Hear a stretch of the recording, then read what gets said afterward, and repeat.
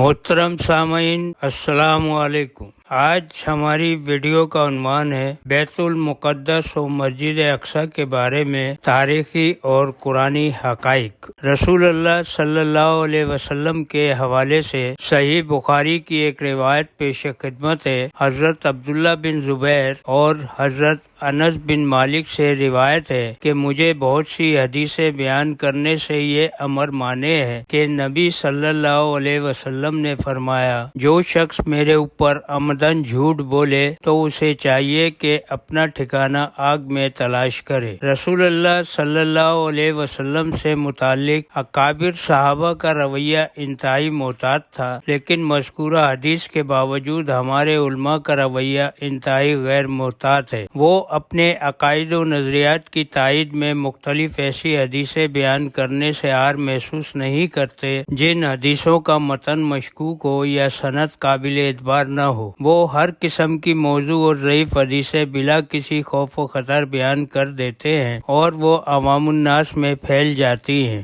یہ آج کل لوگ سوشل میڈیا پر ہر قسم کی حدیثیں، خواہ وہ موضوع ہوں خواہ ضعیف ہوں، بلا تحقیق کے آگے فارورڈ کر دیتے ہیں۔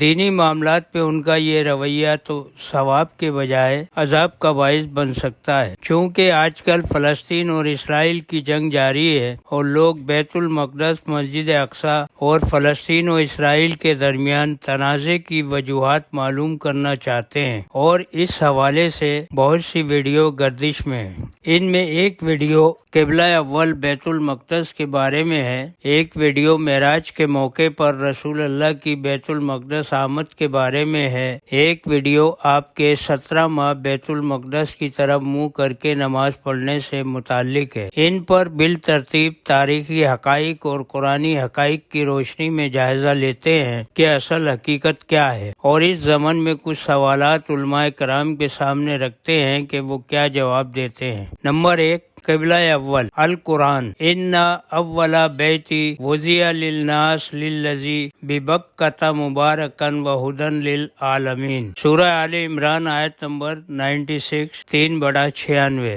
اللہ تعالیٰ کا پہلا گھر جو لوگوں کے لیے مقرر کیا گیا وہی ہے جو بکہ یعنی مکے میں ہے، جو تمام عالم کے لیے مبارک اور ہدایت ہے۔ کعبۃ اللہ کی اثر نو تعمیر حضرت ابراہیم کے ہاتھوں تکمیل پائی، اور ہیکل سلیمانی حضرت سلیمان نے جنات سے تعمیر کرایا تھا۔ حضرت سلیمان علیہ السلام حضرت ابراہیم کی ذریت میں سے تھے، تو قبلہ اول ہیکل سلیمانی کیسے قرار پا سکتا ہے؟ قرآنی شہادت بھی موجود ہے، تاریخی شہادت بھی موجود ہے۔ نمبر 2، واقعہ معراج۔ سورہ بنی اسرائیل میں معراج کا لفظ ہی نہیں، اسرا کا لفظ ہے، جس کے معنی رات کا سفر ہے۔ سورہ بنی اسرائیل کی آیت نمبر 1 میں جو اقصی نامی مسجد کا ذکر ہے، اس سے مراد دور کی کوئی مسجد ہے۔ اس وقت مدینہ میں اسلام کی پہلی مسجد، مسجد قباء موجود تھی۔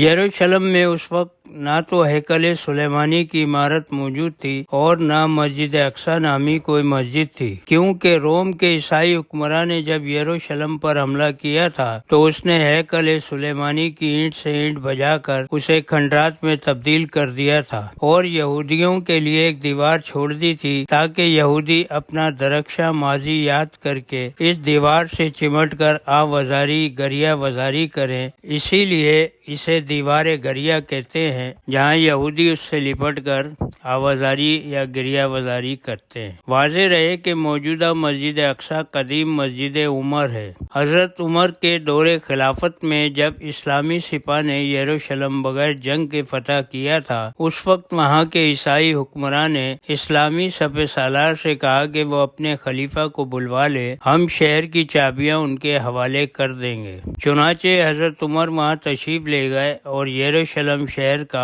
قبضہ حاصل کیا۔ عیسائیوں کو یہودیوں سے اتنی نفرت تھی کہ انہوں نے ہیکل سلیمانی کی باقیات پر کچرا کنڈی بنایا ہوا تھا۔ تھا۔ حضرت عمر رضی اللہ تعالیٰ عنہ نے عیسائیوں کو سمجھایا کہ دشمنی اپنی جگہ، اختلافات اپنی جگہ، لیکن کسی کے مقامات مقدسہ کی بے حرمتی کرنا درست نہیں۔ حضرت عمر رضی اللہ تعالیٰ عنہ نے وہاں صفائی کرائی اور 2 رکعت نماز نفل ادا کی۔ چنانچہ ان کی یاد میں وہاں مسلمانوں نے ایک مسجد تعمیر کی جس کا نام مسجد عمر رکھا گیا۔ بعد ازاں اموی خلیفہ عبد الملک بن مروان، ولید بن عبد الملک اور دیگر سلاطین نے اس مسجد کی تعمیر و توسیع میں اہم کردار ادا کیا اور یہ مسجد اقصی کے نام سے مشہور ہو گئی۔ نمبر 3، 17 ماہ نمازیں۔ صحیح بخاری میں برا بن عازب کہتے ہیں کہ رسول خدا صلی اللہ علیہ وسلم نے بیت المقدس کی طرف 17 مہینے منہ کر کر نماز پڑھی، اور رسول خدا صلی اللہ علیہ وسلم چاہتے تھے کہ کعبہ کی طرف منہ کیا جائے تو اللہ عز و جل نے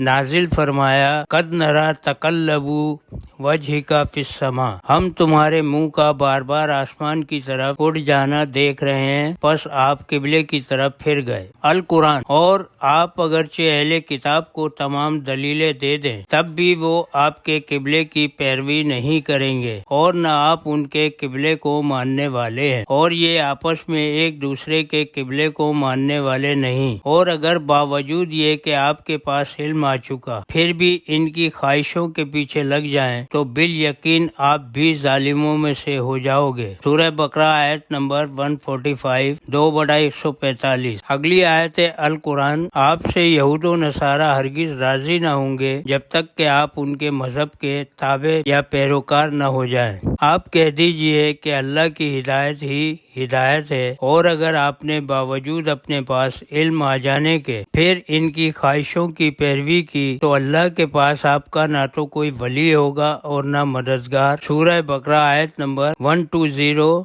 2/120۔